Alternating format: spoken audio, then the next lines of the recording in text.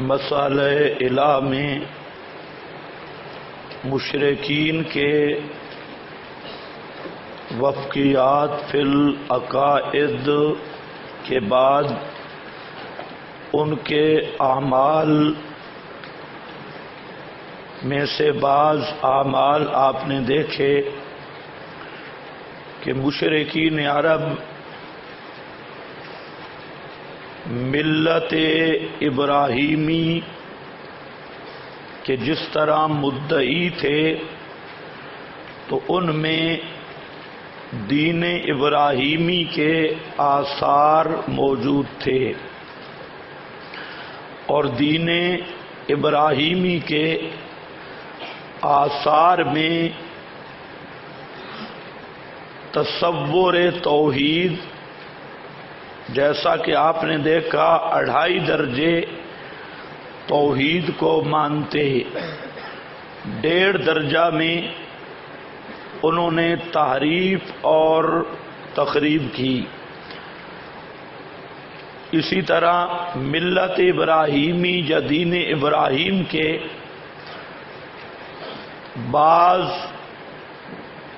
عملی آثار جن میں طہارت، نماز، روزہ، حج، یہ چیزیں بھی ان کی اصل مذہب میں موجود تھیں، اگرچہ انہوں نے اس میں تحریفات کر رکھی تھی۔ حج میں بھی بدعات شامل کی، روزہ نماز میں بھی بدعات شامل کر رکھی تھی، جیسے آج دین محمدی کے دعوے دار، ان میں اصل دین محمدی کے آثار تو موجود ہیں، دعویٰ بھی ہے، توحید کا نام بھی استعمال کرتے ہیں، لیکن شرک بھی کرتی ہیں۔ اسی طرح نماز، روزہ، حج، زکوٰۃ اصل دین میں موجود ہے، عقیدہ بھی ہے، لیکن سستی کی وجہ سے ادائیگی کم ہے، اور ان عبادات میں تحریفات، بدعات اور مخترعات زیادہ شامل ہو گئیں۔ تو یہی حالت تھی ان کی بھی، ملتا جلتا حال تھا۔ اس امت پر وقت لمبا گزرا، 15ویں صدی، تو اس کی گڑبڑ خیر القرون کے قریب شروع ہوئی روافض سے، جو خالصتاً یہود تھے۔ اس وقت سے لے کے آج تک اصل دین محمدی کو بدلا گیا، اور بدلنے کی تحریکیں چلتی رہی۔ یہ اگر آپ تاریخ عالم کا مطالعہ کریں تو آپ حیران رہ جائیں گے کہ یہ معجزہ محمدی ہے کہ یہ دین محفوظ اب تک آ رہا ہے، لیکن تمام دنیا کے مذاہب نے اس دین کو بدلنے کی سر توڑ کوششیں کی، اور ہر مذہب نے اس میں بدعات، تحریفات۔ اللہ رب العزت نے ہر دور میں ایسے انسان پیدا کیے جنہوں نے سر دھڑ کی بازی لگا کر اپنی ہر چیز کو قربان کر کے اس دین کی اصلی حدود پر پہرا دیا، اور چند لوگ ہر زمانے میں رہے، جو آپ نے فرمایا تھا لا تزال طائفۃ من امتی ظاہرین علی الحق، وہ طائفہ منصورہ، یہ کبھی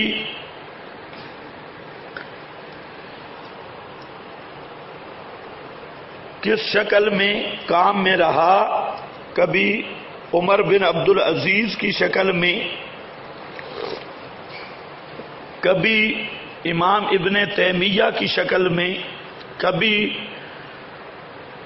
مجدد الفسانی کی شکل میں، کبھی شاہ ولی اللہ کی شکل میں، کبھی قافلہ دیوبند مولانا گنگوئی کی شکل میں، کبھی مولانا حسین علی کی شکل میں. یہ ساری ایک سلسلہ ہے ہر دور میں. اب اس سلسلہ کے امین آپ لوگ ہیں کہ آپ کس حد تک حق کو سمجھ کے پھر اس کا پیرا دیتے ہیں. یہ انعام بھی ہے اور امتحان بھی ہے، دونوں چیزیں ہیں. اس لیے اب ذرا دیکھیں، زکوٰۃ اور مشرکین مکہ. مشرکین مکہ زکوٰۃ کے قائل تھے، بلکہ اپنے اموال سے زکوٰۃ نکالنے کو سعادت اور کمال انسانی جانتے تھے. مذکورۃ الذیل شعبوں پر صرف کرتے تھے. زکوٰۃ نکال کر مصارف زکوٰۃ کیا تھے؟ ان کے مہمان نوازی. یہ بہت بڑے مہمان نواز لوگ تھے اور اپنے زکوٰۃ وغیرہ صدقات کا پیسہ اس پر خرچ کرتے. خدمت مسافرین، نادار، اہل و عیال، یتامہ، بیوگان کا نفقہ اور عمومی مساکین پر خیرات. نمبر 6 اہل قرابت کے ساتھ صلہ رحمی.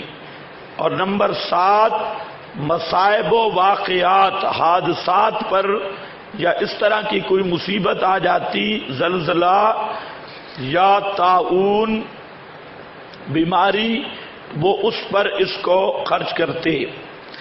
اس پر حضرت شاہ صاحب کی عبارت بھی ہے اور بھی شواہد آپ کے پاس موجود ہیں. فرماتے ہیں وکانت فیہم الزکاۃ، اور مشرکین میں زکوٰۃ بھی تھی. وکان المعمول عندہم منہا قرۃ الذیب، مہمان نوازی، اور اسی طرح مسافر، اسی طرح حمل الکل، جو کمانے والا نہیں تھا اس کا بوجھ اٹھانا، یہ کل نہیں پڑھنا.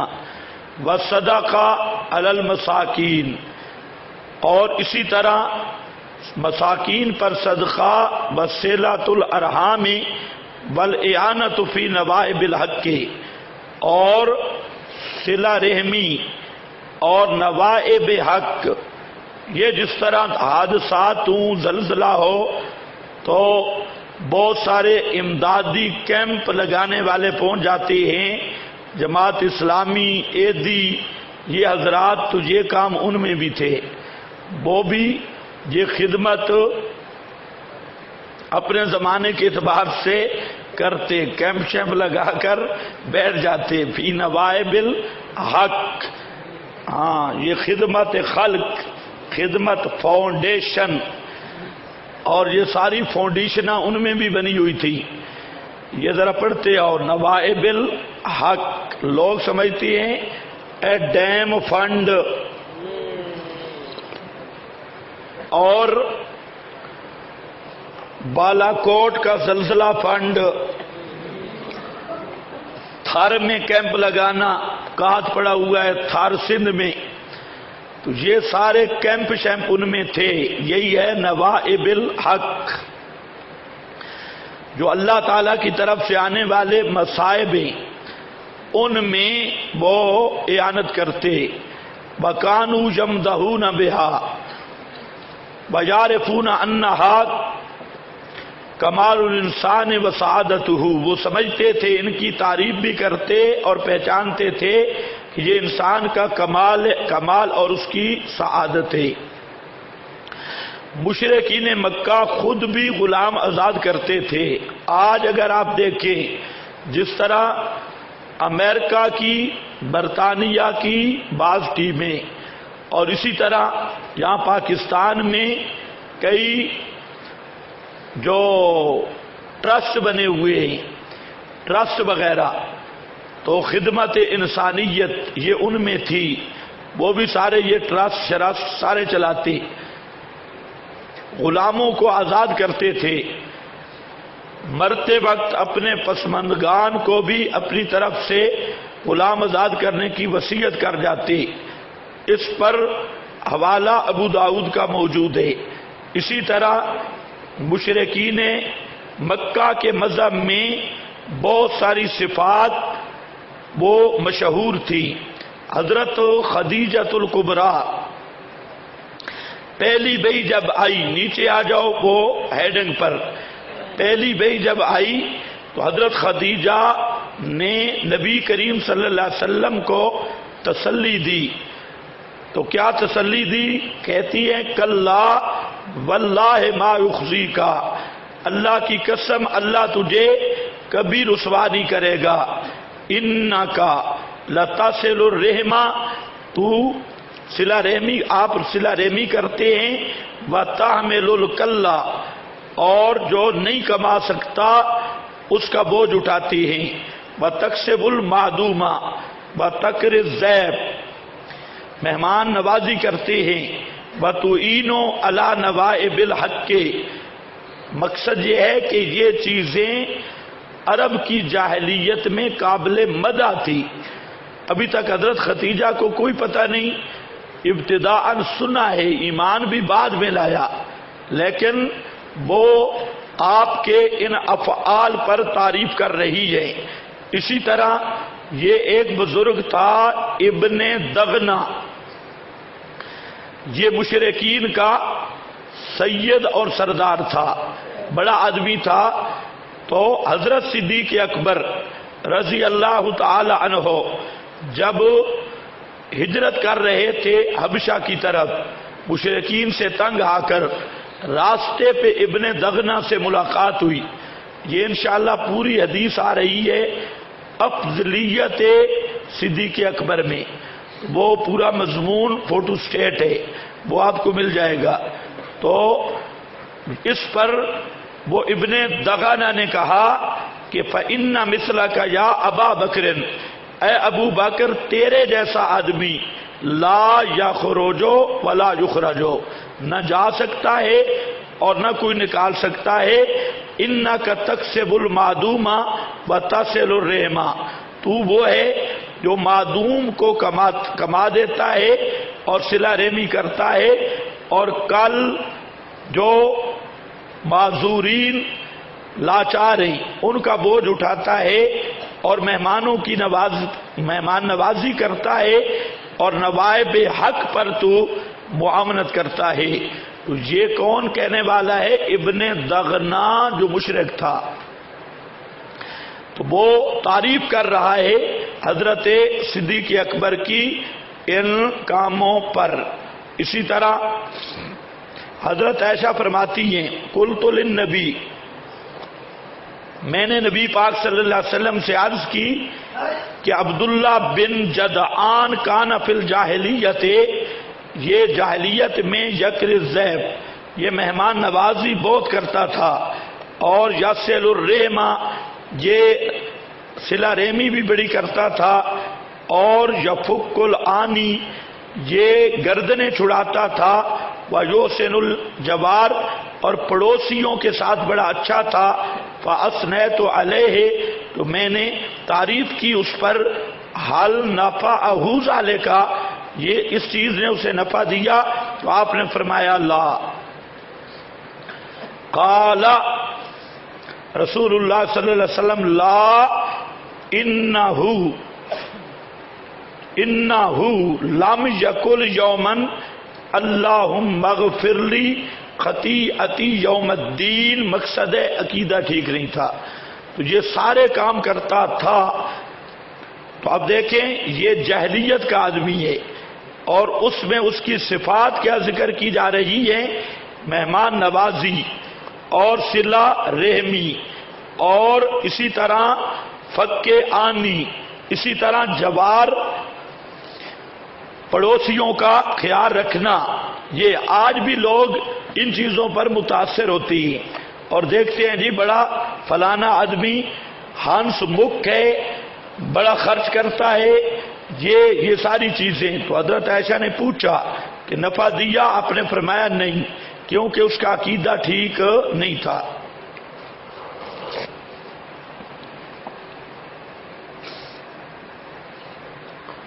آگے یہ اس کے بارے میں شرح نبوی کی عبارت لکھی ہے کہ ابن جدعان کثیر الطعام وکان اتخذ للضیفان جفنا، اس نے مہمانوں کے لیے ایک اتنا بڑا دیگچا رکھا ہوا تھا کہ سیڑھی لگا کے اس میں چڑھتا تھا. اتنا بڑا مہمان نواز، سارے لوگ آتے تو اوپر چڑھنا پڑتا. کوئی سیڑھی آپ نے جو سمجھے لنٹر پہ نہیں، وہ جو دیگچا تھا نا اس کو نکالنے کے لیے کوئی سیڑھی لگاتا ہوگا، وہ بڑا دیگچا ہوگا. تو یہ اس نے رکھا ہوا تھا. اور اسی طرح قرآن میں ہے وَجَعَلُوا لِلَّهِ مِمَّا زَرَعَ مِنَ الْحَرْثِ وَالْأَنْعَامِ نَصِيبًا، کہ وہ جانور بھی اللہ کے نام کے دیتے تھے اور کھیتیاں اناج بھی اللہ کے نام پر دیتے تھے. تو ان میں ان صفات کی مدح تھی. آگے آؤ صفحہ 40 پر. مشرکین عرب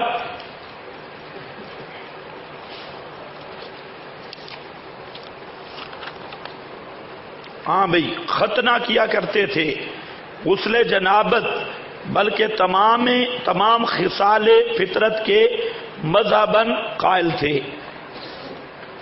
یہ آپ پہلے بھی پڑھ چکے ہیں. حجت اللہ کی عبارت تمام خصال فطرت جانتے ہو کہ نہیں جانتے؟ بوچھے کٹانا، نیچے لکھا ہے.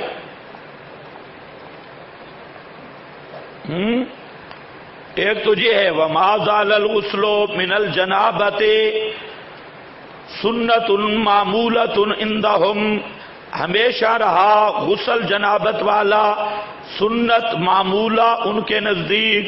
وَكَذَلِكَ الْخِتَانُ، اسی طرح ختنہ، اسی طرح بقیہ خصائل فطرت. وَفِي التَّوْرَاةِ إِنَّ اللَّهَ تَعَالَى إِلَى آخِرِهِ، ہم مشرکوں کی بات کر رہے ہیں. اسی طرح كَانُوا يُدَاوِمُونَ عَلَى طَهَارَاتِ الْفِطْرَةِ الَّتِي، وہ سب کے سب مداومت کرتے تھے ان پاکیوں پر جس کے ساتھ حضرت ابراہیم کی آزمائش ہوئی. اور وہ 10 کلمات ہیں، 5 سر میں اور 5 جسد میں. اما اللواتی فی الراس، جو سر میں ہیں وہ کیا ہیں؟ المزمزہ، کلی کرنا، والاستنشاق، ناک میں پانی ڈالنا، وکس الشوارب، اور مونچھیں کاٹنا.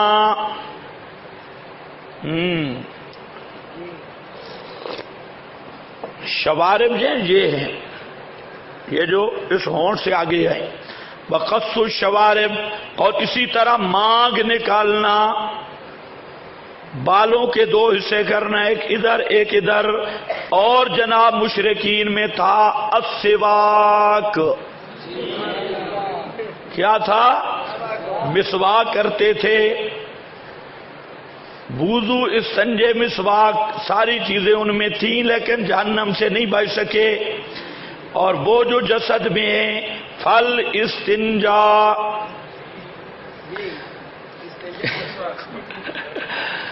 مسواک استنجا آ گیا کہ نہیں آ گیا؟ ہاں، یہ کرتے تھے. بتقلیم الاظافیر، اور یہ ناخن کاٹتے. ابت، نیچے بغلوں والے بال کاٹتے. آنا، زیر ناف بال مونڈتے. اور ختان فلما جاء الاسلام کررہا سنتا من السنن الملل. سمجھ آئی کہ نہیں آئی؟ ان کو بتاؤ. انہوں نے سمجھا کہ صرف مسواک، استنجا، وضو ہی سارا دین ہے، اس پہ وہ عامل تھے. آگے مشرکین اپنے مردوں کے لیے مذہباً غسل اور کفن اور جنازہ اور دفن کے قائل تھے. قال انس فکان فیہ ما اقول لکم قبور المشرکین. بخاری یہ جو مسجد نبوی کا احاطہ ہے یہاں مشرکوں کا قبرستان تھا، اور بخاری میں موجود ہے پورا باب نبش قبور المشرکین، تو اس میں ان قبروں کو برابر کیا گیا اور مسجد نبوی کو تعمیر کیا گیا۔ تو یہ مشرکوں کا قبرستان کی جگہ تھی، یہ بخاری میں ہے۔ تو دفن کرتے تب وہ اس کے قائل تھے، جلانے کے قائل نہیں تھے۔ اور جنازہ کس طرح پڑھتے تھے؟ میت کو چارپائی پر رکھ کر اس کا وارث اس کی تمام خوبیاں بیان کر دیتا، بس یہی ان کی نماز جنازہ تھی۔ بڑے اہتمام کے ساتھ آتے، اردا گرد کھڑے ہو جاتے۔ ہوملا علی سریرہ ثم یقوم ولیہ فیذکر محاسنہ، وہ اس کی خوبیاں بیان کرتا اور اس کی ثنا کرتا، پھر دفن کر دیتے۔ اور ثم یقول علیک رحمت اللہ وبرکاتہ، یہ قبر والی دعا بھی مانگتے تھے بھائی، دفن کے بعد کہتے تجھ پہ خدا کی رحمت ہو اور برکت ہو۔ الملل،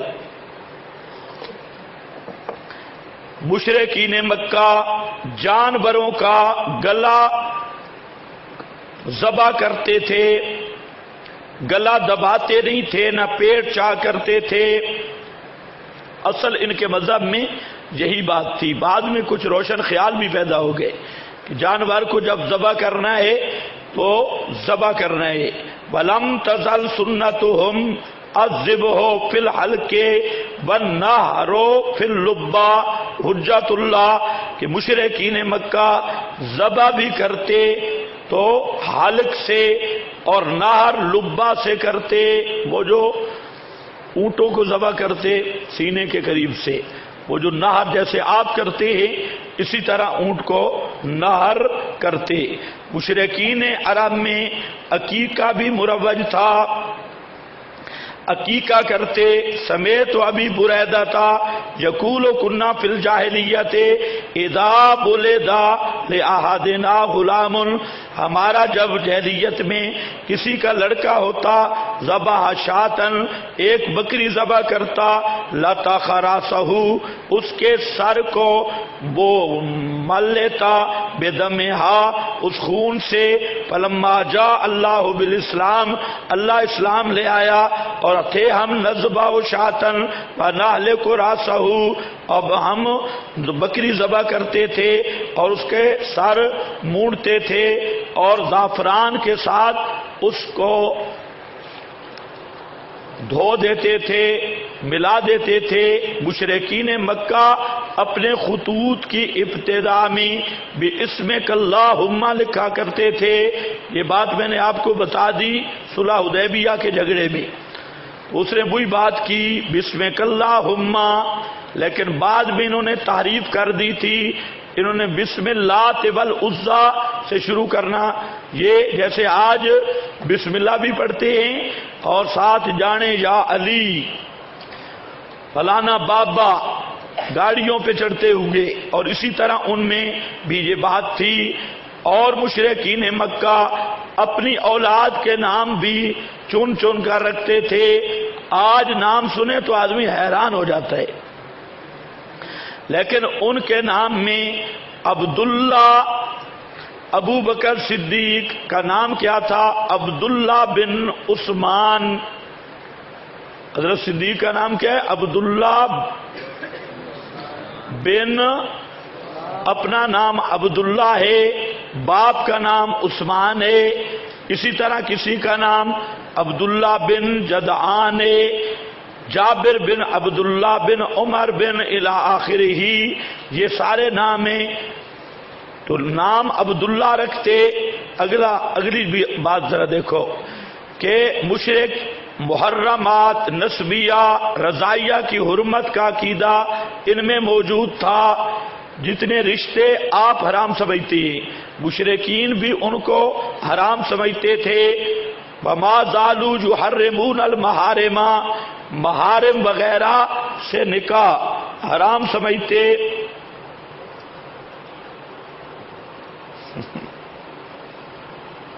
ہاں بالکل ٹھیک ہے، یہ آتا ہے جواب تیرا۔ ہاں بھائی دیکھو،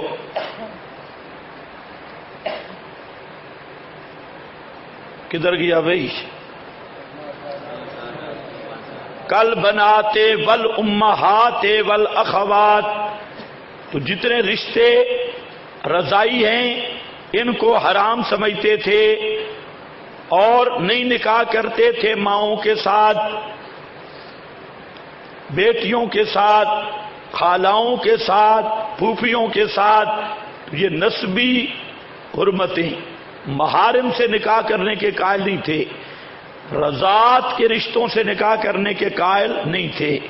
اور مشرکین عرب میں خطبہ اور حق مار اور خطبہ اور نکاح کا یہ اسلامی طریقہ بھی مروج تھا، وہ ایسے نہیں تھے کہ جس کو جی چاہے جس کو لے جائے، بلکہ ان میں باقاعدہ جناب نکاح ہوتا، نکاح کا وہ خطبہ پڑھتے اور نکاح کا بھی پورا انتظام ہوتا۔ یہ بزرگا بات کیوں نہیں پوری آپ سنتے، خواہ بکر ضائع کرتے ہیں؟ کہتا ہے جی حدیث میں ہے مشرکین کی مخالفت کرو، مونچھیں کاٹو، داڑھی بڑھاؤ، وہ مونچھیں نہیں کرتے، تو اب مسلمانوں کی نہیں مونچھیں؟ آپ نے مسلمانوں میں نہیں دیکھے ترچھے؟ تو میں کہہ تو رہا ہوں کہ ان میں تحریفات آئی تھی، ان میں روشن خیال طبقے بھی تھے، بات ہو رہی ہے ان کے اصل مذہب جس کے وہ معتقد تھے اس کی۔ اب مسلمانوں کو جو نبی پاک علیہ السلام نے فرمایا کہ مونچھیں کٹاؤ، داڑیاں بڑھاؤ، کتنے مسلمانوں کی داڑیاں ہیں؟ کوئی سمجھ نہیں آئی آپ کو؟ یہ عملی سستی تو میں ہر بار بار کہہ رہا ہوں کہ ان میں عملی سستیاں تھی، شروع سبق میں بھی میں نے یہی بات کی، لیکن اللہ کو کھوپڑی تر و تازہ عطا کرے تو سمجھ آئے۔ ہاں بھائی دیکھو، خطبہ حق مار یہ سارا تھا۔ حضرت عائشہ فرماتی ہیں اخبرت و ان نکاح فی الجاہلیت، جاہلیت میں نکاح 4 قسم کا ہوتا تھا۔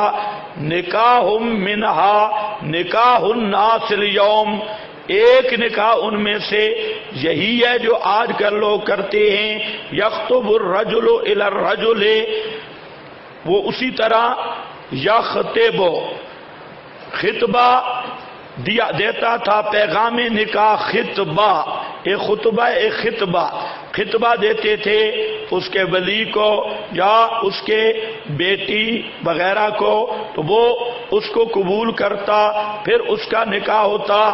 جیسے آج ہوتا ہے آپ جو پٹھانوں میں منگنی ہوتی ہے، یہ خطبے کی جگہ پہ، لیکن ان میں کئی رسمیں غلط ہیں۔ ایک تو منگنی کو یہ نکاح سمجھتی ہے، منگنی نکاح نہیں ہے، منگنی شگنی نکاح نہیں، اس لیے جب منگنی ہو گئی تو پھر گپ شپ شروع کر دیتی ہے، ہاں تو یہ حرام ہے، منگنی شگنی کوئی نکاح نہیں ہے، نکاح ایجاب قبول ہے۔ پھر کئی ایسی بد رسمیں ادھر ترنول میں کچھ ہیں، تو وہ لڑکی کو ادھر لے آتے ہیں اور لڑکے کو بھگا دیتی ہے، پتہ نہیں یہ رسم کہاں سے آئی، 2-3 دن لڑکا باہر بھاگتا رہتا ہے، پھر میرا خیال ہے دوبارہ نکاح پڑتی ہے، جب 2 ڈبل نکاح ہوتی تو آپ بھی صرف 2 بدتوں پہ زور دیتی ہیں، ایک سنتوں کے بعد اجتماعی دعا اور ہیلا اسکات، باقی بھی ہر چیز کو صاف کرو، سب بدعات کا رد کرو، صرف 2 بدتیں نہیں ہیں، یہ نکاح، شادی، خوشی غمی کی اتنی بڑی رسومات، بدعات یہ چھائی ہوئی ہیں، ان کا خاتمہ کرنا ضروری ہے۔ ہاں بھائی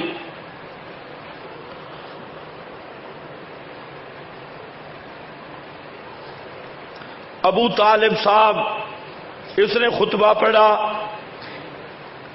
قال اذن ان ابا طالب هو الذي نهض مع رسول الله صلی اللہ علیہ وسلم وهو الذي خطب خطبة النکاح۔ ابو طالب مولوی تھا جناب، نبی کریم علیہ السلام کا جب حضرت ختیجہ سے نکاح ہوا تو ابو طالب نے خطبہ پڑھا جو ان میں مروج تھا، پڑھتے تھے۔ مشرکین میں طلاق کا رواج بھی تھا، ایسے نہیں کہ جس عورت کی مرضی ہے جدھر چلی جائے، یہ آئے گا طلاق و مرتان پر انشاءاللہ۔ مشرکین میں طلاق رجی مغلظہ ان میں مروج تھی۔ کانوا یطلقون ثلاثا علی التفریقہ، وہ 3 طلاقیں دیتے تھے الگ الگ۔ حضرت عبداللہ ابن عباس رضی اللہ تعالی عنہ فرماتے ہیں اول من طلق ثلاثا، پہلا شخص جس نے 3 طلاقیں دی تھیں وہ اسماعیل ابن ابراہیم تھے۔ وَكَانَ الْعَرَبُ يَفْعَلُونَ ذَلِكَ، اسی طرح عربی کرتے تھے، طلاق دیتے ایک اور وَهُوَ أَحَقُّ النَّاسِ بِهَا حَتَّى إِلَى آخِرِهِ الملل۔ مشرکین عرب اللہ تعالیٰ کے ناموں کی قسمیں بھی کھاتے تھے، اللہ کے ناموں کی قسمیں کھاتے۔ یہ آپ کے پاس نیچے بہت ساری آیات لکھی ہیں، اقسموا باللہ جہد ایمانہم، اقسموا باللہ جہد ایمانہم الی آخرہ۔ آگے قتل، چوری، زنا، غضب، غصب، یہ غضب نہیں یہ غصب کی حرمت کا عقیدہ بھی ان میں موجود تھا، اگرچہ عملاً ان میں وہ پورے پورے گرے ہوئے تھے، بلکہ چوری، قتل، زنا کی ان کے ہاں سزائیں بھی مقرر تھیں، بعض حدود بھی ان کے ہاں موجود تھی۔ جب حضرت ہند آئی نا نبی کریم علیہ السلام کے پاس، ابو سفیان کی بیوی حضرت ہند تو پردے میں تھی۔ پردے کا مطلب ہے کہ وہ چادر لگائی ہوئی تھی، آپ والا معروف پردہ نہیں، اوپر چادر سے منہ ڈھانپا ہوا تھا۔ تو نبی کریم علیہ السلام کی بیعت کرنے لگی، تو آپ نے جب فرمایا کہ زنا نہیں کرو گی، یہ بول پڑی اوت تزن الحرہ لقد کنا نستحجی من ذلک فی الجاہلیہ فکیف بالاسلام۔ تو ہند نے کہا کہ حرہ آزاد عورت بھی زنا کرتی ہے، ہمیں تو جاہلیت میں اس سے حیا آتی تھی، تو اسلام قبول کرنے کے بعد زنا کا کیسے تصور ہو سکتا ہے؟ یہ اس بات کی دلیل ہے کہ وہ لوگ زنا اور ان چیزوں کو اصل دین میں برا سمجھتے تھے۔ عملی طور پہ تو آج مسلمانوں کی حالت دیکھ لو، لیکن اصل ان کے مذہب میں یہ چیزیں جو تھیں وہ جائز نہیں تھی۔ اسی طرح مشرکین تسبیح بھی پڑھتے تھے، اور تسبیح میں کیا پڑھتے؟ استغفر اللہ، استغفار پڑھتے زبردست کر کے۔ آج بھی جاؤ نا دکان پہ تو بڑا ٹھگ جو ہوتا ہے وہ اونچی استغفر اللہ پڑھتا ہے، آپ کو اطمینان دلانے کے لیے استغفر اللہ استغفر اللہ، اور استغفر اللہ کے ساتھ اپنا کام کرتا ہے۔ اچھا بھائی، استغفار اور مشرکین قرآن میں آیا وما کان اللہ لیعذبہم وانت فیہم وما کان اللہ معذبہم وہم یستغفرون۔ اللہ نہیں ان کو عذاب دے گا اس حالت میں کہ وہ استغفار کرتے ہوں۔ قال بعضهم هذا الاستغفار راجع الى المشركين وذلك انهم كانوا يقولون بعد فراغهم من الطواف غفرانك غفرانك غفرانك غفرانك، یعنی ہم طلب کرتے ہیں معافی، تو وہ استغفار پڑھتے تھے۔ اسی طرح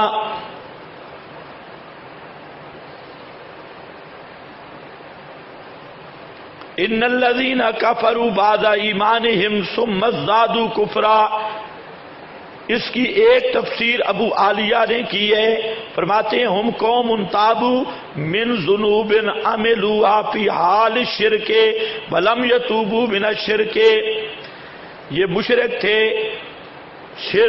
مشرک ہونے کی حالت میں انہوں نے جو بعض گناہ کیے تھے تو اس سے ان گناہوں سے توبہ کی لیکن شرک سے نہیں کی.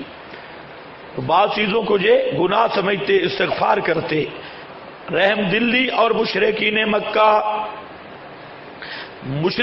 مکہ بھی اصل رحم دلی موجود تھی، لیکن بعض ظالم بھی تھے. جیسے آج مسلمانوں میں کئی بڑے ظالم ہیں، اپنی اولادوں کو بھی ذبح کر دیتی ہے. تو ان میں بھی کئی بڑے ظالم تھے جو زندہ درگور کرتے تھے، اور کئی حضرات ان میں اچھے بھی تھے اپنے اصل مذہب پر، یعنی تصور موجود تھا. مقصد یہ ہے ان میں رحم دلی کا تصور اور نظریہ یہ موجود تھا. عملاً سستی بھی تھی. تو یہ یحییٰ کانا یحیل، یہ کون ہے؟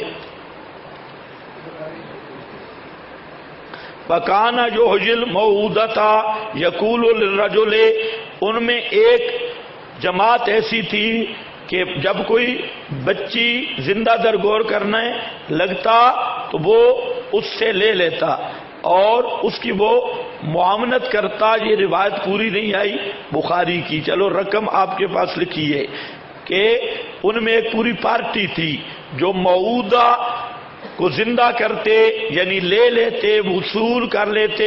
یقول للرجل اذا اراد ان یقتل ابنتہ، وہ کہتا آدمی کو جب ارادہ کرتا آدمی بیٹی کے قتل کا، لا تقتلھا، اس کو قتل نہ کر، میں اس کی کفالت کروں گا اور میں کافی ہوں اس کی معونت میں، بس لے لیتا اس سے. فاذا، اور جب وہ بڑی ہو جاتی، قال لابیہا، لے اس کے باپ کو کہتا اگر تو چاہے تو تجھے دے دوں اور اگر چاہے تو میں اس کی آگے انتظام کر دوں. تو ایسے لوگ بھی ان میں موجود تھے. یہاں تک آپ نے مشرکین کے اعمال جو ان کے اصل مذہب میں موجود تھے اور تصور ان کا موجود تھا، اس کے متعلق ایک مختصر فہرست پڑھیے. اب ہے، نمبر لگا رہے ہو یا نہیں؟ کون سا نمبر؟ 12. تو اب جو ہے جناب یہ سوال و جواب کا سلسلہ ہے. سوال یہ ہیں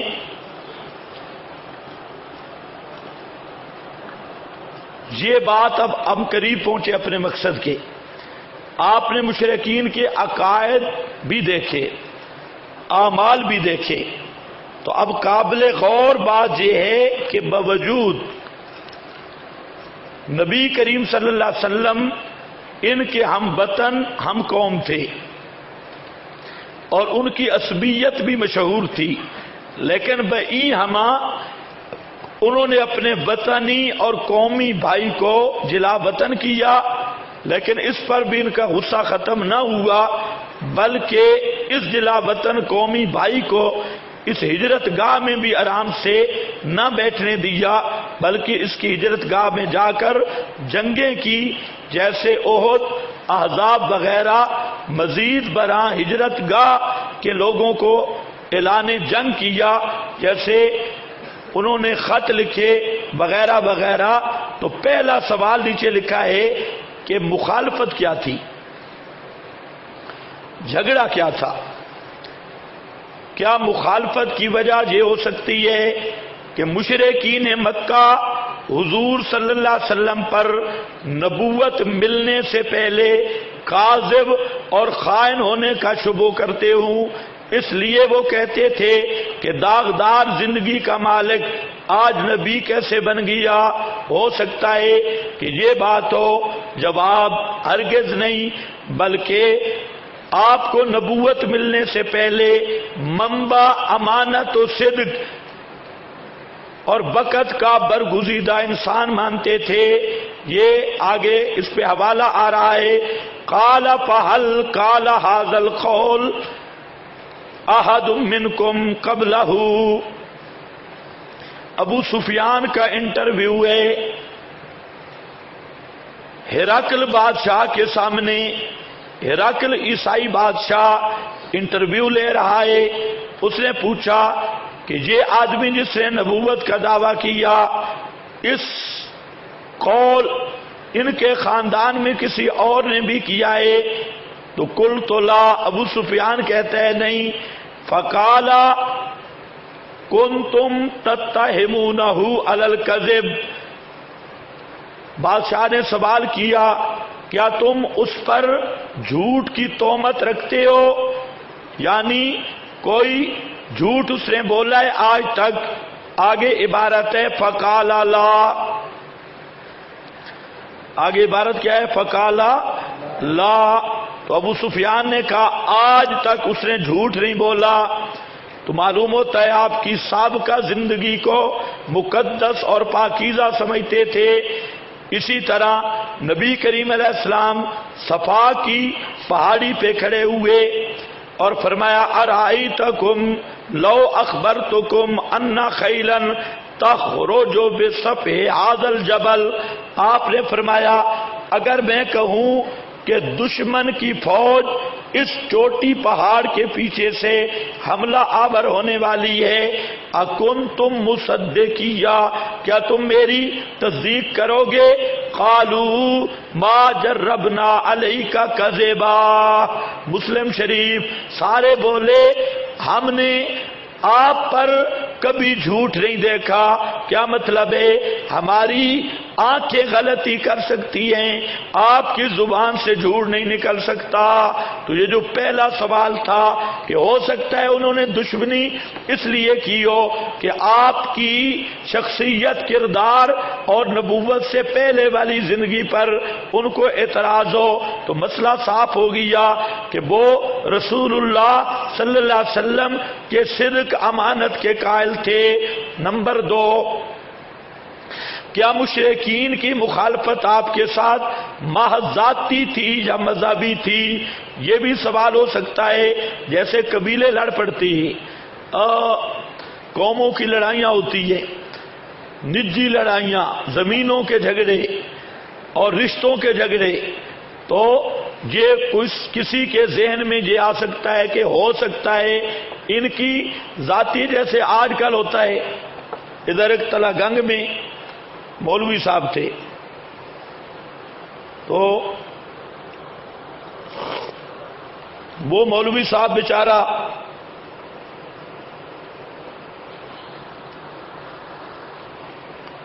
اسی کمپنی کا تھا، یہ للڑ صاحبان، اور اس کی عادتیں بھی انہی والی تھی سب کی سب.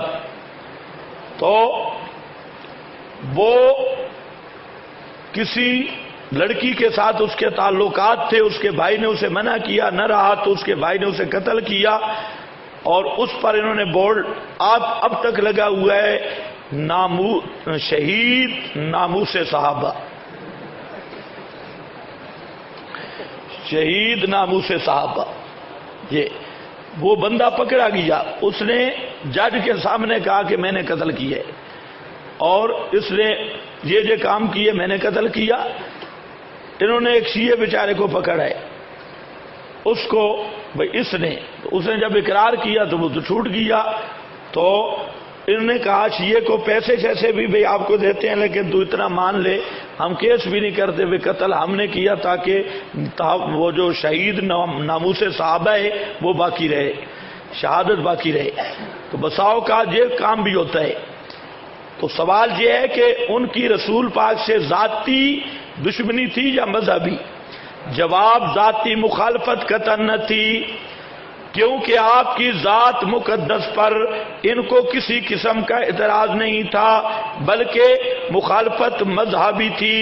دیکھو قرآن کہتا ہے فَإِنَّهُمْ لَا يُكَذِّبُونَكَ وَلَٰكِنَّ الظَّالِمِينَ بِآيَاتِ اللَّهِ يَجْحَدُونَ. یہ لوگ آپ کو تو جھوٹا نہیں کہتے، لیکن یہ ظالم ہیں، اللہ کی آیات کا انکار کرتے ہیں. یجحدون، آپ کو صادق امین کہتے ہیں، لیکن اللہ تعالیٰ کی آیات کا انکار کرتے ہیں ان علی ان ابا جہل قال للنبی صلی اللہ علیہ وسلم انا لا نکذبک ولکن نکذب بما جئت به، ہم تجھے جھوٹا نہیں کہتے لیکن یہ جو قرآن تو لے آیا ہے اس کو ہم جھوٹا کہتے ہیں۔ فانزل اللہ، اللہ نے فرمایا فانہم لا یکذبونک ولکن الظالمین بآیات اللہ یجحدون، رواہ الترمذی۔ یا لیتنی فیہا جزعا، یہ جناب ورقہ بن نوفل حضرت خدیجہ کا قریبی رشتہ دار، جب ابتدا بئی پر حضرت خدیجہ ان کے پاس نبی کریم علیہ السلام کو لے کر گئی تو یہ اس کے تاثرات ہیں، کہتے ہیں یا لیتنی، ہائے کاش، فیہا، میں افسوس ہے میں بوڑھا ہو گیا، کاش میں جوان ہوتا۔ ورقہ بن نوفل نے کہا کاش میں جوان ہوتا، میں بوڑھا جو ہو گیا ہوں۔ لیتنی اکون حیا، ہائے کاش میں زندہ ہوتا، اذ یخرجو کا قوموں کا، جب تیری قوم تجھے مکہ سے نکال دے گی۔ فقال رسول اللہ صلی اللہ علیہ وسلم، آپ نے فرمایا کیا مجھے نکالیں گے؟ ہوم، یہ قریشی مجھے نکالیں گے؟ مجھے تو وہ بڑی تعریفیں کرتے ہیں، صادق امین کہتے ہیں۔ قال نعم، ورقہ بن نوفل نے کہا جیا جیا تجھے نکالیں گے۔ کیوں؟ لم یأت رجل قط، اس جملے کو پلے باندھ کے جاؤ، لم یأت رجل قط، کوئی آدمی بھی نہیں لایا بمثل ما جئت به، اس کی مثل جو تو لایا، الا اودیا، مگر اودیا کا معنی کیا؟ اس کے گلے میں ہار ڈالے گئے، واہ واہ کی گئی۔ کیا ہوا؟ اودیا، دشمنی کی گئی۔ ورقہ بن نوفل نے کہا کہ جو مسئلہ تو لایا ہے یہ مسئلہ جب بھی کسی نے بیان کیا ہے تو اودیا الا اودیا، اس کے لوگ دشمن بن گئے۔ آج ایسے ہے یا نہیں ہے؟ ہر مسئلے پہ لوگ خوش ہیں، جب مسئلہ توحید آتا ہے تو اچھے بھلے طالب علم بیچارے یہ بھی ناراض ہو جاتی ہے۔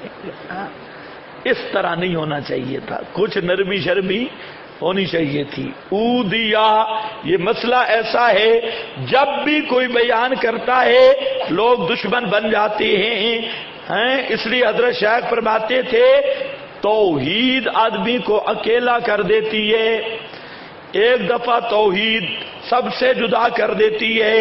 بخاری رقم الحدیث 3 ہے، میرا خیال ہے یہ جو شیخ الحدیث بیٹھے ہیں یہ پہلے صفحے سے ہی ڈر جاتے ہیں، اس لیے مسئلہ نہیں بیان کرتے۔ اودیا، لوگ دشمن نہ بنے، یہ پہلے صفحے پہ حدیث لکھی ہے۔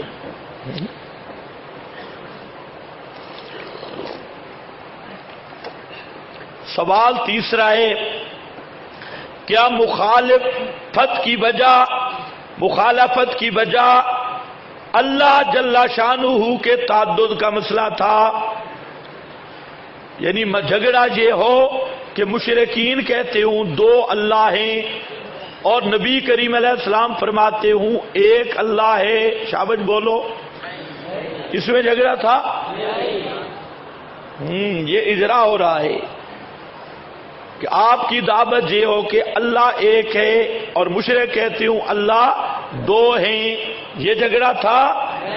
نہیں، جواب یہ نہیں۔ کیوں؟ اگر یہ جھگڑا ہوتا تو آپ کی دعوت ہوتی لا اللہ الا اللہ، لا اللہ الا اللہ، یوں کلمہ آتا، یوں دعوت ہوتی۔ معلوم ہوتا ہے یہ بھی مسئلہ نہیں تھا۔ پھر مسئلہ کیا تھا؟ سوال 4، آگے چلو۔ ہاں، یہاں پر یہ چند چیزیں لکھی ہیں کہ وہ دوسرا اللہ نہیں مانتے تھے، اللہ ایک مانتے تھے۔ دیکھو فاصدع بما تؤمر وأعرض عن المشركين إنا كفيناك المستهزئين الذين يجعلون مع الله إلها آخر الذين يجعلون مع الله إلها آخر. کیا آیا قرآن میں اللہ آخر یا الہ آخر؟ ہاں وہ دوسرا اللہ نہیں مانتے تھے، دوسرا الہ مان رہے ہیں. مع اللہ الہا آخر فسوف یعلمون. دوسرا ماخذ ہے واتخذوا من دون اللہ آلہۃ. اللہ یا آلہۃ؟ اللہ کے سوا آلیہ بنائے ہیں. ہؤلاء قوم اتخذوا من دونہ آلہۃ. ان آیات کا مقصد یہ ہے کہ وہ دوسرا اللہ نہیں مانتے تھے، اللہ ایک مانتے تھے. چوتھا مسئلہ وہ چوتھا سوال وہ کون سا مسئلہ تھا جس کی وجہ سے مشرکین کے ساتھ بے حد مخالفت کی گئی؟ جواب یہ ہے کہ مشرکین کی مخالفت حضور صلی اللہ علیہ وسلم کے ساتھ اور مشرکین امم ماضیہ کی مخالفت اپنے انبیاء کے ساتھ ایک ہی مسئلہ میں رہی، الہ اور لوازم الہ. کون سا مسئلہ تھا؟ الہ اور لوازم الہ. اس میں مخالفت رہی. بایمانہ کہ انبیاء فرماتے ہیں کہ تمام قسم کی مالی، بدنی، لسانی عبادتیں، رکوع، سجدہ، طواف، اعتکاف، نظر، قسم، استمداد وغیرہ اور اس کے لوازمات، غیب دانی، نفع نقصان کا مالک ہونا اللہ تعالیٰ کے ساتھ مختص ہیں، اور کوئی ہستی اس کی ان صفات میں شریک نہیں ہے. اور مشرکین کہتے تھے کہ اللہ تعالیٰ بے شک الہ ہے لیکن الوہیت اور لوازم الوہیت میں اس کے ساتھ لوازم الوہیت اس کے ساتھ مختص نہیں، بلکہ وہ اللہ تعالیٰ کے مقربین میں بھی الوہیت اور لوازم الوہیت پائے جاتے ہیں. خلاصہ یہ کہ انبیاء توحید فی الالوہیت کی دعوت دیتے، مشرک شرک فی الالوہیت کے قائل تھے. محض اسی توحیدی مذہب کی وجہ سے آپ پر ناجائز الزامات لگائے جاتے. مثلا شاعر، کذاب، کاہن، مجنون، صحابی، شاہد قرآنی. انہم کانوا اذا قیل لهم لا الہ الا اللہ یستکبرون. جب ان کو کہا جاتا ہے کیا لا الہ الا اللہ، اللہ کے سوا الہ کوئی نہیں، پکار سننے والا کوئی نہیں. یستکبرون ویقولون ائنا لتارکو آلہتنا لشاعر مجنون. کیا ہم چھوڑ دیں اپنے آلیہ کو اس شاعر مجنون کی وجہ سے؟ ہاں، اور لمبی نیچے حدیث لکھی ہے.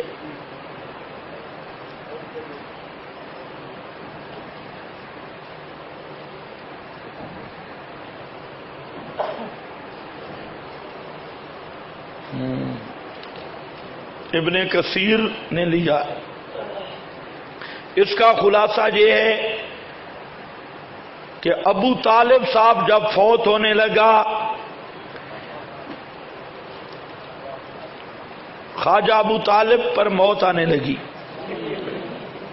سارے صنادید قریش جمع ہوئے اور آئے کہنے لگے یا ابا طالب، اور نیچے لینے یا ابا طالب انت کبیرنا و سیدنا. اے ابو طالب تو ہمارا بڑا ہے، تو ہمارا سردار ہے. کبیرنا معلوم ہوتا ہے سعید چودھری تھا. کبیرنا، تو ہمارا بڑا ہے، آگے نا اکابر والا مسئلہ، تو ہمارے اکابرین میں سے ہے، کبیرنا و سیدنا، تو ہمارا سردار ہے، انصفنا من ابن اخی کا، اپنا جو بھتیجا ہے اس اور ہمارے درمیان فیصلہ فرما، فمرہو، اس کو حکم دے، فلیکفا عن شتم آلہتنا، اس کو کہہ دے کہ رک جائے ہمارے الہوں کو گالیاں نکالنے سے۔ توجہ ہے، رسول پاک گالیاں دیتے تھے، لیکن وہ کیا کہہ رہے ہیں؟ شتم سبو شتم آلہتنا، وہ آپ نے تو زندگی بھر کبھی کسی کو گالی نہیں دی، لیکن مشرک کہتے ہیں ہمارے الہوں کو گالیاں دیتا ہے، اور وہ گالیاں کیا تھی؟ لا یسمعو ما یملکون من کتمیر لن یخلقوا ذبابا اموات غیر احیاء، یہ تھی جو ان کو تکلیف ہوتی تھی کہ یہ گالیاں دیتا ہے۔ آج نہیں کہتے، آج بھی جو یہ مسئلہ بیان کرے تو کہتے ہیں توبہ، یہ تو اکابر کو گالیاں دیتا ہے۔ ہاں، جو قرآن کی طرف دعوت دے تو کہتے ہیں یہ اکابر کو گالیاں دیتا ہے، اور یہ مسئلہ بیان ہو کہ سننے والا اللہ ہے وہ نہیں تو کہتے ہیں گستاخی ہے، بے ادبی ہے۔ یہ وہی کہتے ہیں شت میں اپنے بھتیجے کو کہے اللہ کرے رک جائے ہمارے الہوں کو گالیاں دینے سے، اور ہم چھوڑ دیں گے اس کو اور اس کے الہ کو، ہم کچھ بھی نہیں کہتے، مہربانی کرو صلح ہو جائے، صرف ہمارے الہوں کو گالیاں دینا چھوڑ دے، ہمارا جھگڑے ہی کوئی نہیں۔ تو اصل جھگڑا سمجھ آئے آپ کو؟ شتم، قرآن نے خود وہاں آپ نے پڑھا نا کہ ولیکن الظالمین بآیات اللہ یجحدون، وہ آیات اللہ کیا تھی؟ کلوا واشربوا فانکحوا ما طاب لکم، کون سی آیات تھی؟ لا تقل لہما اف ولا تنہرہما، یہی آیتیں تھی نہیں؟ اذا ذکرت ربک فی القرآن وحدہ، اذا ذکرت ربک فی القرآن وحدہ ولوا علی ادبارہم نفورا،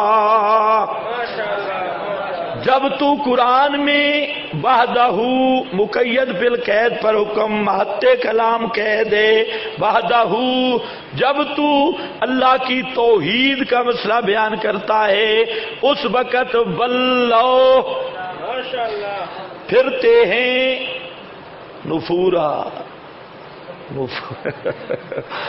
ساتھ فتوے لگاتے ہیں، نفرتیں کرتے ہیں، ناک سڑکتے ہیں، فتوہ بازی بھی، بک بک بھی، نفرت کرتے ہوئے، اور مقام پہ آیا اذا ذکر اللہ وحدہ اذ اشمئزت قلوب الذین لا یؤمنون بالآخرہ، اذا ذکر اللہ وحدہ، وہاں پر بھی وحدہ، یہ آیتیں تھی دوستو بزرگوں، اور وہ کہتے ائت بقرآن غیر ھذا، یہ قرآن نہ ہو او بدل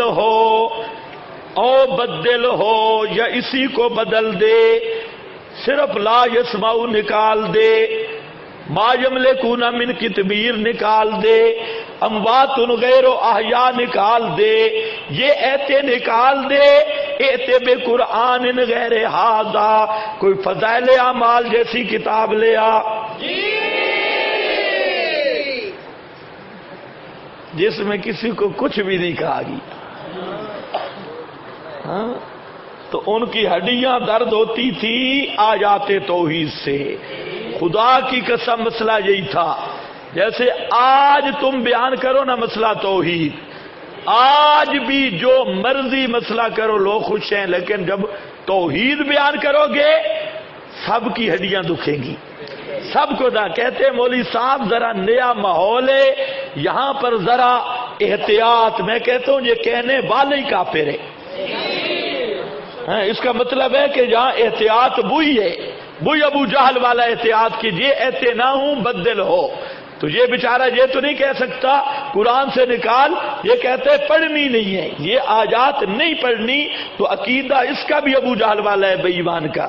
تو اس لیے آج جو جس مسئلے پہ آج ہمارے مقابلے میں للہ رہے، بریلا رہے اور یہ سارے باطل فرقے ہیں، اسی مسئلہ کے وجہ اور اسی مسئلہ کی بنیاد، اسی مسئلہ کے مقابل یہود و نصارہ اور مشرکین مکہ نبی پاک کے خلاف کھڑے ہوئے تھے.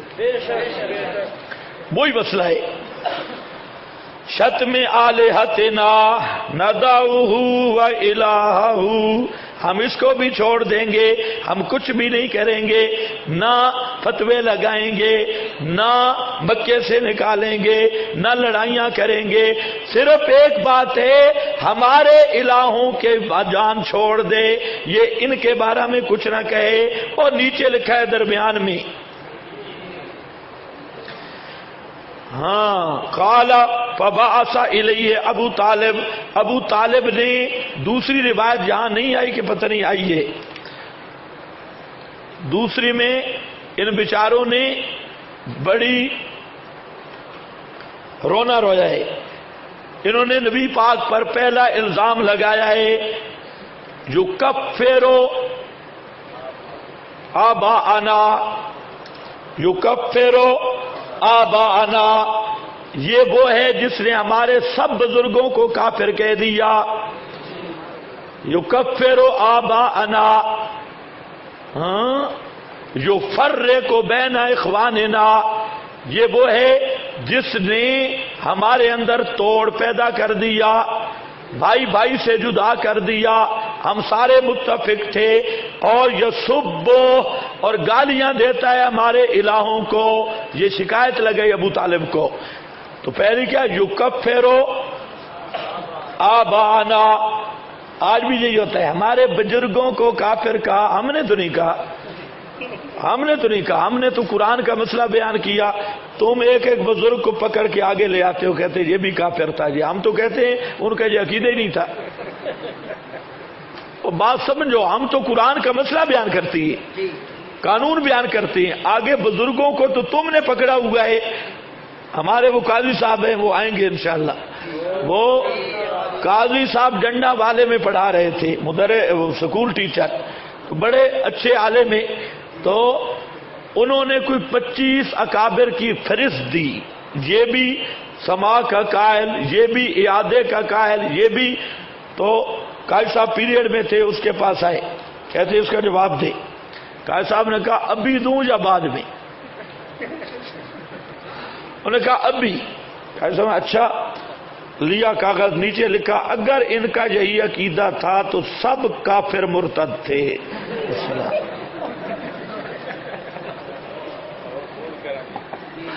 بھئی اس بات کو ذرا سمجھو، ہم نے تو اکابر پہ کوئی فتویٰ نہیں لگایا. آپ نے میری زبان سے سنا، حضرت نانوتوی، حضرت گنگوئی، شیخ الہند، مولانا تھانوی، ہم تو ادب سے نام لیتی ہیں. ادب ہم تو کہتے ہیں کہ ان کی بارات اگر ملے، میں نے آپ کو 3 طریقے بتائے اکابرین کے. تو خبردار، ہم تو اکابر کا احترام کر رہے ہیں. اب وہ ایسے ظالم ہیں، جب ہم قرآن پیش کرتے ہیں وہ کتاب اٹھاتے ہیں اور بتاتے ہیں یہ بزرگ بھی قرآن کا منکر تھا، یہ بزرگ بھی قرآن کا منکر تھا. تو بزرگوں کو تو وہ کافر کہہ رہے ہیں. اللہ کرے تمہیں سمجھ آئے. ہاں، یکفر آباءنا آ گیا. فبعث الیہ ابو طالب، ابو طالب نے بھیجا، بندہ بھیجا نبی کریم علیہ السلام کو بلا کے آپ آ گئے. ابو طالب نے کہا یبن اخی، یبن اخی ہؤلاء مشائخ، یہ شیوخ ہیں، مشائخ ہیں تیری قوم کے اور ان کے سردار ہیں. انہوں نے مطالبہ کیا ہے ان تکف عن شتم آلہتہم، اس کا مطالبہ کرتے ہیں کہ ان کے آلہہ کو کچھ نہ کہے، یہ تجھے کچھ نہیں کہیں گے. قال یا عم، آپ نے فرمایا او میرا چچا ابو طالبہ، افلا ادعوہم، سبحان اللہ، پیغمبر اس طرح ہوتا ہے، کوئی رو رعایت نہیں۔ اب چاچے کو کہتا ہے اے میرا چاچا یا امی، کیا میں ان کو دعوت نہ دوں الی ما ہوا خیر لہم؟ قالا، کہتے ہیں وہ کس کی طرف تو دعوت دیتا ہے؟ کہ فرمایا ادعوہم الی ان یتکلموا بکلمات، میں کہتا ہوں ایک کلمہ پڑھ لیں، تدین لہم بہل عرب، سارا عرب بھی ان کے تابع ہو جائے گا، ویملکون بہل عجم، عجم کے بھی مالک بن جائیں گے۔ فقال ابو جہل، ہے بےایمانہ، یہ بیٹھا تھا، اس نے جب دیکھا نا بھی ملک بادشاہ بن رہے ہیں، اس نے کہا من بین القوم ما ہیا و ابی کا، اور تیرے ابے کی قسم وہ کون سا کلمہ ہے، و ابیک، اور تیرے باپ کی قسم وہ کون سا کلمہ ہے، ہم ضرور اس کی تابع داری کریں گے، و عشرتن، اور بھی 10 کلمے بتلا، کیا عرب والے بھی ہمارے تابع، عجم والے بھی۔ آپ نے فرمایا تقولون لا الہ الا اللہ، کلمہ یہی ہے لا الہ الا اللہ، فنفرا، کھوتے کی طرح بھاگ گئے، نفرا، سارے بھاگے، چودھری چادریں چھنڈے کے، نفرا وقال سلنا غیر ہذا، کہتے یار یہ نہ ہو کوئی اور ہو، غیر ہذا، کالا، سبحان اللہ، فرمایا لو جئتمونی بالشمس، پیغمبر کا استقلال دیکھو، لو جئتمونی بالشمس، اور قریشیوں سن لو، اگر تم کر سکتے ہو سورج کو لا کے میرے ہاتھ دائیں پہ رکھ دو، اور چاند کو آ کے بائیں پہ رکھ دو، فی یدی ما سألتکم غیرہا، میری دعوت یہی رہے گی، قولوا لا الہ الا اللہ، فقاموا من اندہی غضبانا، وہ سارے نکلے، سارے ناراض ہو گئے، سارے اور کہنے لگے ہم آپ کو بھی گالیاں دیں گے، آپ کے الہ کو بھی گالیاں دیں گے، جس نے تجھے یہ کہا ہے، یعنی اللہ کو نہیں، جس نے تجھے یہ کہا ہے شتم آلہتنا، یہ کہا ہے، یہ تو اصل جھگڑا کیا تھا، یہ اس آیت کا شان نزول ہے جو آپ نے پڑھا، آگے آ رہا شاید دو ہو گیا، یہ میں نے بتا دیا۔ آگے یہ رأیت رسول اللہ، دولی کہتا ہے میں نے دیکھا رسول پاک صلی اللہ علیہ وسلم کو جاہلیت میں ذی المجاز، یہ عکاظ کا میلہ تھا، بازار تھا، آپ اس میں تھے، بہوا یقولو یا ایھا الناس، ہاں بازاروں میں آپ پھر رہے تھے، یا ایھا الناس، بڑا مشکل معاملہ ہے، آج ذرا مولوی جائے بازاروں میں، عکاظ کا میلہ لگا ہوا اور وہاں بازار بھرے ہوئے، پیغمبر کریم وہاں پر پھر رہے ہیں اکیلے، ساتھ بھی کوئی نہیں، اور کہتے ہیں قولوا لا الہ الا اللہ تفلحوا، قال یرددھا مرارا، صرف ایک دفعہ نہیں کہا، پیغمبر کریم بار بار یہی کہہ رہے تھے، لوٹا رہے تھے، والناس مجتمعون علیہ، سارے لوگ جمع ہو رہے تھے، لوگ کہتے یہ کیا ہو گیا ہے، سارے یتبعون، پیچھے ہو گئے، وَإِذَا وَرَاءَهُ رَجُلٌ أَحْوَلٌ، میں نے دیکھا ایک پیچھے اور بے ایمان پھر رہا تھا، رجل احول، بھینگی آنکھوں والا، احول سمجھتی ہو جس کی آنکھوں کی لینس ٹھیک نہ ہو، ایک اس طرح ایک اس طرح اول، ایک آنکھ نیچے ایک اوپر، یہ لین ٹھیک نہیں، وہ بھی بے ایمان، یہ مشرک ہوتے ہی احول ہے، پٹھا احول، وہ پیچھے موٹیاں بھاؤں والا، اور وسیع الوجہ تھا، بڑا سونا چہرہ چمک رہا تھا، اور نورانی چہرہ، سنو سنو، جدھر دیکھتے ہو چٹا رنگ کہتے ہو بڑا نور ہے، ہاں نرا سور ہے، دیکھو وسیع الوجہ، ایسا چہرہ تھا، لیٹیں نکل رہی تھی، بڑا ہی خوبصورت سونا چہرہ، وسیع الوجہ سمجھے ہو کہ نہیں؟ ہاں، یقولو، وہ بکواس کر رہا تھا، اللہ کے رسول آگے آگے، وہ پیچھے بے ایمان پھر رہا تھا، اور کہتا انہو صابیٌ کاذبٌ، وہ پیچھے فتوے لگا رہا تھا اور کہتا تھا انہو صابیٌ، یہ باپ دادے کے مذہب کو چھوڑ گیا، صابیٌ، صابی کہتے ہیں اکابر کا عقیدہ چھوڑنے والا، یہ سب اکابر باپ دادے کے مذہب کو چھوڑ گیا، انہو صابیٌ کاذب، اور لوگوں نہ ماننا اس کی بات، یہ جھوٹا ہے، فسألتو، دولی کہتے ہیں میں نے پوچھا، من ھذا، یہ کون ہے بڈھا، من ھذا، فقال امہ ابو لہب، انہوں نے کہا یہ ابو لہب بے ایمان ہے، تو وہاں کوئی دعوت دینی آسان نہیں تھی، رسول پاک دعوت دیتے، پیچھے سارے پھرتے تھے اور وہ چوکیوں پر بیٹھتے، آپ کو بدنام کرتے، یہ اللہ کا رسول ہی ہے کہ یہ دعوت پہنچا گئے، اللہ کے کروڑوں درود و سلام حضرت محمد مصطفیٰ صلی اللہ علیہ وسلم پر۔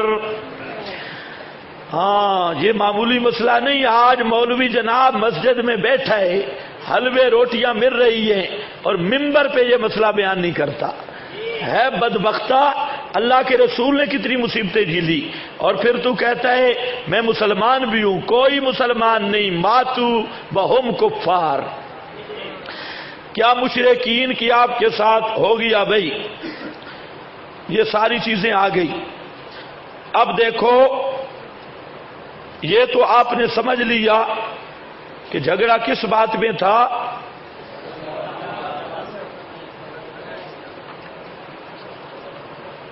مسئلہ الہ اور لوازم الہ۔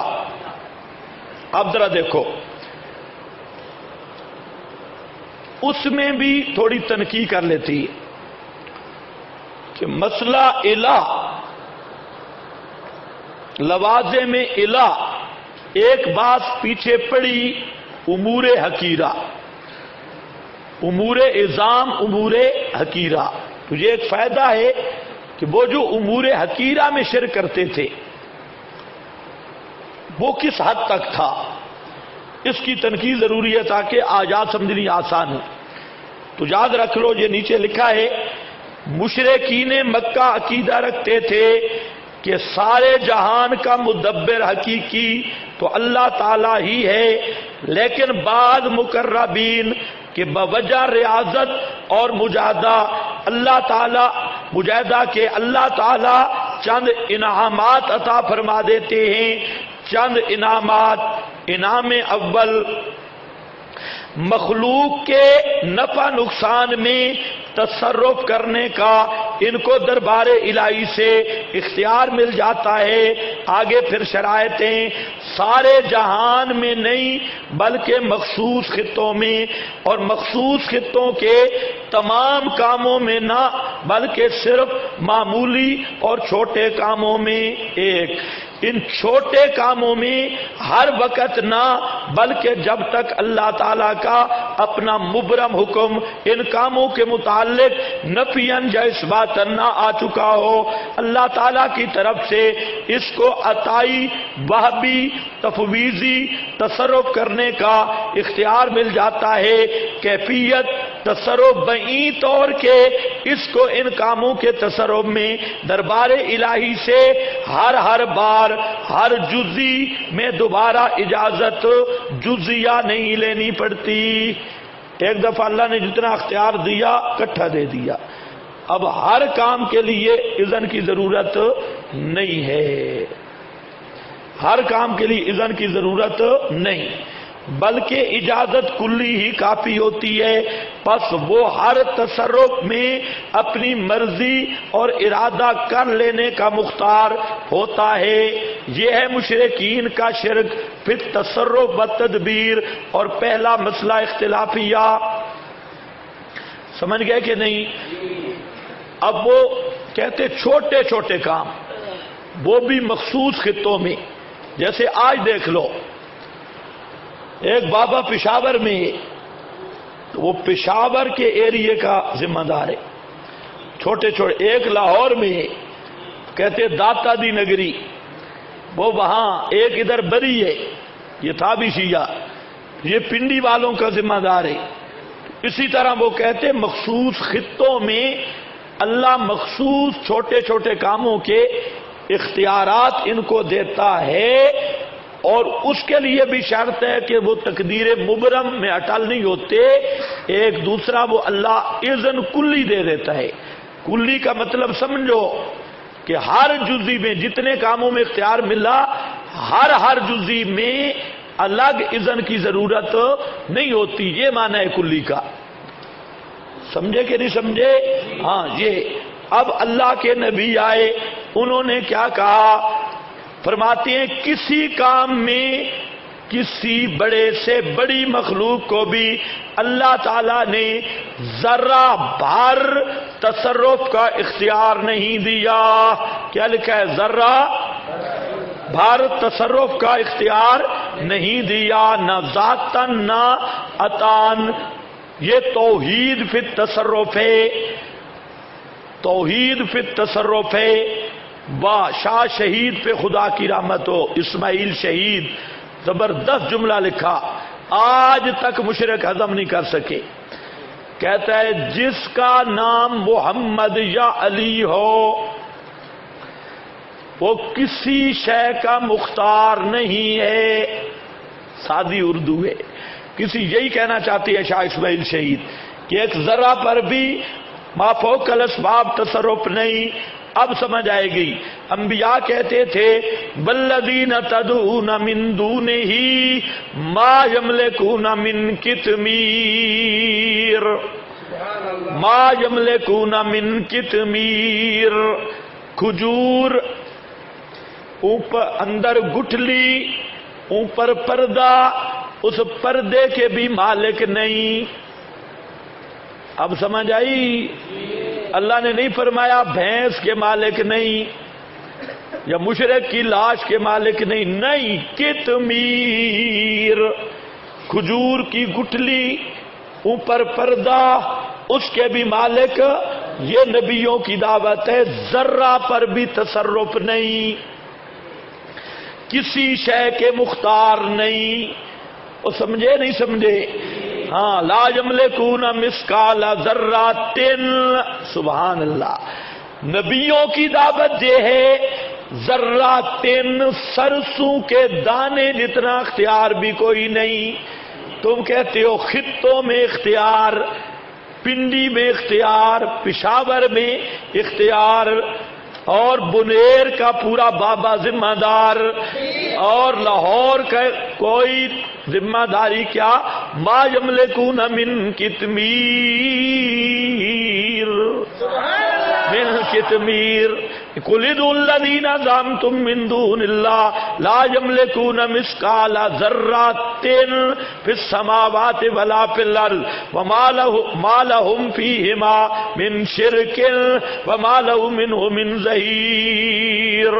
آگے واللہ یقضی بالحق والذین یدعون من دونہ لا یقضون بشیء، یہ بے شیء سمجھو، بے شیء، کسی ایک چیز کا بھی وہ اختیار نہیں رکھتے۔ ان اللہ هو السمیع البصیر۔ تو انبیاء کا مذہب تھا ایک ذرے پر بھی ان کا تصرف نہیں ہے۔ اللہ جس بال کو سفید کر دے یہ بیچارے اس کو بھی کالا نہیں کر سکتے سوا مہندیاں لگانے کے، اس کو اپنی حالت پہ نہیں لگا سکتے۔ سن رہے ہو کہ نہیں؟ جھگڑا مختار کل تک کا تھا یا مختار شے کا؟ مختار ذرہ کا۔ انبیاء کی دعوت تھی ایک ذرہ، اب کدھر گئے وہ تساوی والی کمپنیاں؟ شرک تب بنتا ہے کہ برابری ہو، تو پھر برابری ہو تو ما یملکون من قطمیر کا کیا معنی؟ مثقال ذرۃ کا کیا معنی؟ لا یکزون بشیء کا کیا معنی؟ برابری شرابری چھوڑو، ایک ذرہ پر کسی نبی ولی کا مافوق الاسباب تصرف ماننا، اسی کا نام شرک ہے۔ کیونکہ انبیاء کی دعوت یہ ہے، تصاوہ کے انبیاء نے یہ دعوت دی کہ اللہ کے برابر اختیار نہ مانو۔ پتہ نہیں یہ کہاں سے باندر نکلے، نئی تحقیق، نہ قرآن دیکھا نہ سنت، تساوی تساوی تساوی تساوی۔ اب دیکھو دوسرا انعام کہ وہ اس علاقہ کے ان کاموں میں جو اس کے حدود اختیار سے باہر ہوتے ہیں، شفاعت کاریہ کے ذریعے، ہاں کچھ تو کر دیتے ہیں نا چھوٹے کام، اور جو بڑے بڑے کام ہیں یہ کر نہیں سکتے، کروا دیتی ہے۔ کر نہیں سکتے، ہاں حضرت پیر طریقت سید عنایت اللہ شاہ سے بخاری رحمت اللہ علیہ فرماتے تھے مشرک دو قسم پہ تھے، ایک اپر کلاس کے مشرک، ایک لوئر کلاس کے مشرک۔ اپر کلاس والے مشرک کہتے کر دیتے ہیں، لوئر کلاس والے کہتے کر نہیں سکتے، کروا دیتے ہیں۔ تو وہ کہتے جو ان کے اختیار میں ہے کر دیتے ہیں، جو نہیں ہے تو کروا دیتے ہیں۔ عقیدۃ الانبیاء، انبیاء کا عقیدہ یہ ہے کہ اللہ تعالیٰ کے دربار میں کوئی ہستی شفیع کاری نہیں، اللہ پاک سے زور ہی زور، ضرور اس طرح کروانے اور منوانے والا بھی کوئی نہیں ہے، جس کی محبت کی وجہ سے اللہ تعالیٰ اپنی مرضی کو چھوڑ کر اس کی مرضی پوری کرے، بلکہ وہ ہر کام میں اپنی مرضی کرتا ہے۔ ما للظالمین من حمیم ولا شفیع یطاع، جس کی بات ضرور مانی جائے، جس یطاع یہاں آیا ہے پورے قرآن میں۔ شفاعت کے مسئلے کی اصل یہ آیت ہے جہاں نفی ہوئی یطاع، جس کی بات ضرور مانی جائے۔ ہاں نیچے حقانی کا حوالہ ہے کہ اس روز ظالموں کا نہ کوئی حمایتی مددگار ہوگا اور نہ کوئی سفارشی کہ جس کی بات ضرور مانی جاوے، جیسا کہ مشرکین اپنے معبودوں کی طرف گمان کرتے تھے۔ تفسیر حقانی تیسرا انعام، وہ کہتے کہ ان بزرگوں کو تیسرا انعام یہ ملتا ہے کہ اس خطہ کا علم غیب دے دیا جاتا ہے، جس کی وجہ سے وہ ہر ایک کے دکھ درد اور حال کو دیکھتے رہتے ہیں، ان کی پکاروں کو سنتے رہتے ہیں، ان کی فریادوں کو پہنچتے ہیں، ہمارے کسی حال سے بھی غافل نہیں ہیں، بلکہ ان کو ہمارے ساتھ مافوق الاسباب ایسی مائیت کاملہ حاصل ہے کہ وہ ہر جگہ ہر وقت، اور یہ سب شرک فی العلم کے شعبے ہیں، کیونکہ کسی شے کا علم یا غیبی قوت سے ہوتا ہے یا معیت کاملہ سے۔ یہ ہے تیسرا مسئلہ اختلافیہ۔ وہ کیا کہتے ہیں کہ اس خطے والوں کے احوال کا علم ما فوق الاسباب بابے کو مل جاتا ہے، اس لیے جب ہم پکارتے ہیں تو بابا سنتا ہے، دیکھتا ہے۔ یہ عقیدۃ الانبیاء، انبیاء کا عقیدہ کیا ہے؟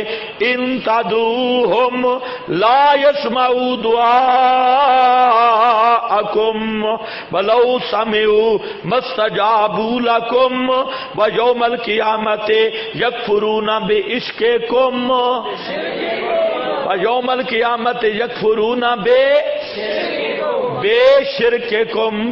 کوئی دنیا کا ملا قائلین سما کو مسلمان کہہ کر اس کو کوئی اس آیت کو حل کر، یکفرون بشرک کے قوم، قرآن نے شرک کس چیز کو کہا ہے؟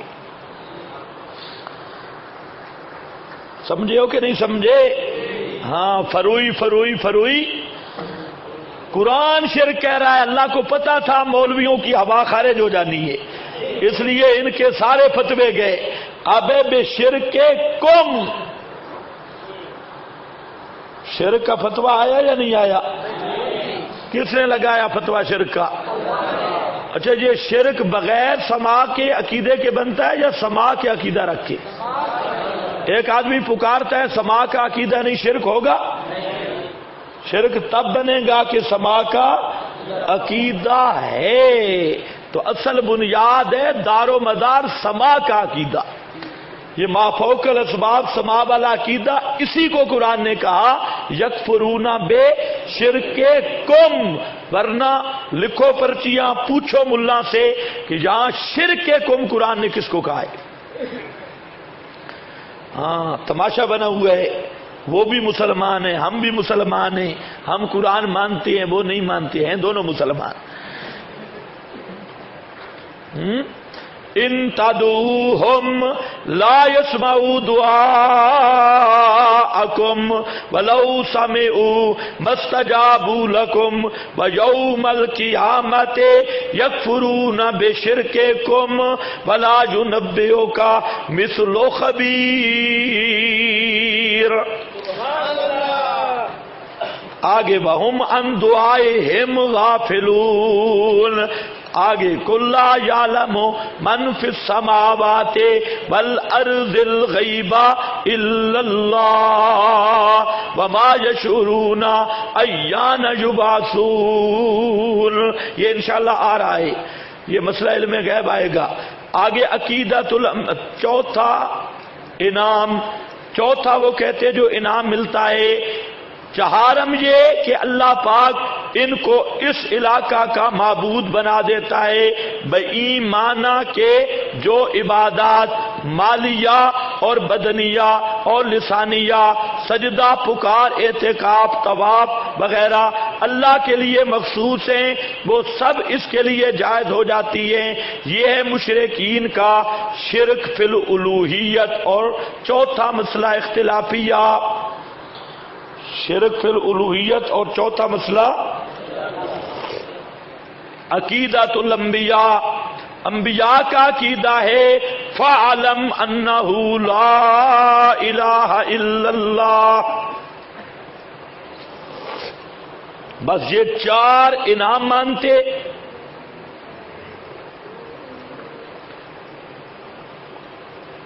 بزرگوں کے لیے تو وہ چار انعامات کے مقابل آیا عقیدۃ الانبیاء. یہ اصل ما بہ النزاع. سمجھ گئے یا نہیں؟ یہ ہے اصل جھگڑا مشرکین کا رسول اللہ صلی اللہ علیہ وسلم کے ساتھ. یہی جھگڑا ہے.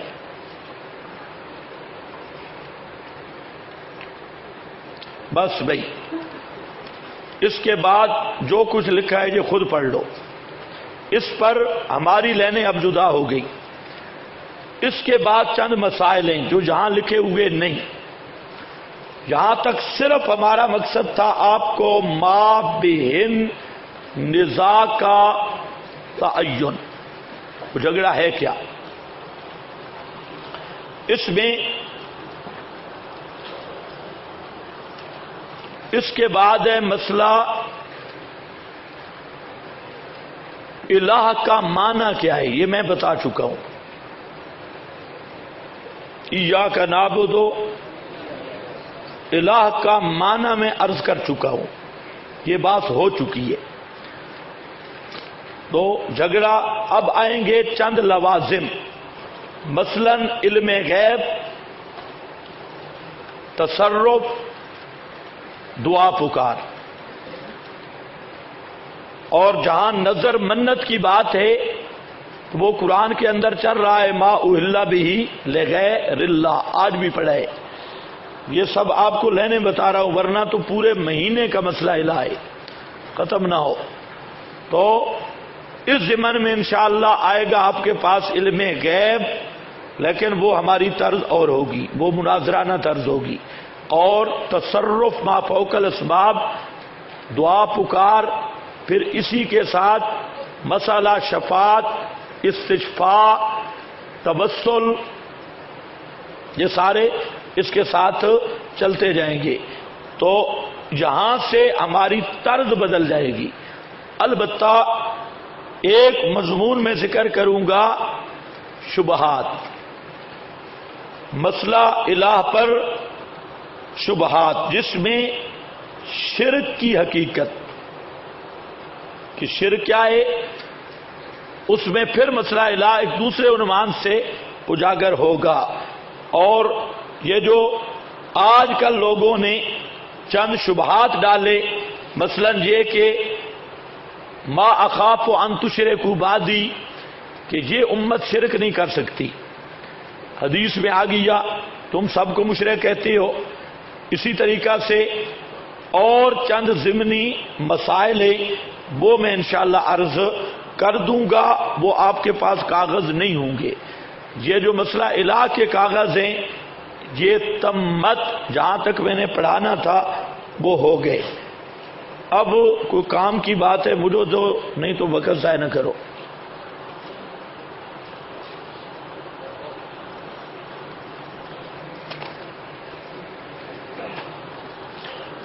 ایک تو